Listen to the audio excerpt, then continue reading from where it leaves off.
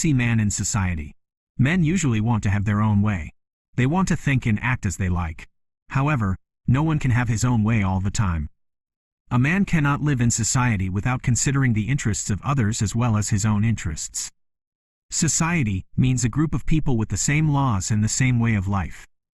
People in society may make their own decisions, but these decisions ought not to be unjust or harmful to others.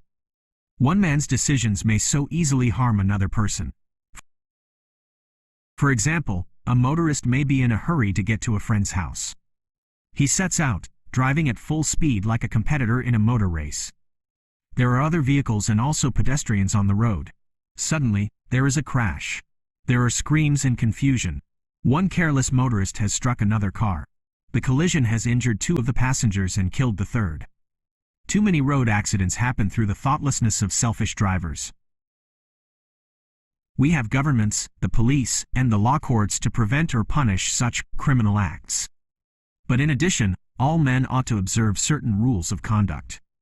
Every man ought to behave with consideration for other men. He ought not to steal or destroy the property of others. There is no place for this sort of behavior in a civilized society. Men in a free society have certain privileges. The government and the police do not watch all their movements.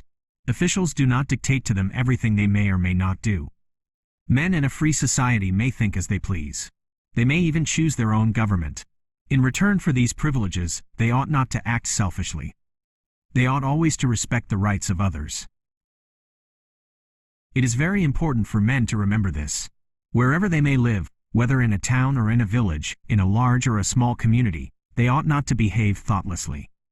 The happiness of a community depends on the behavior of its individual members. It is every good citizen's responsibility to give as well as to receive.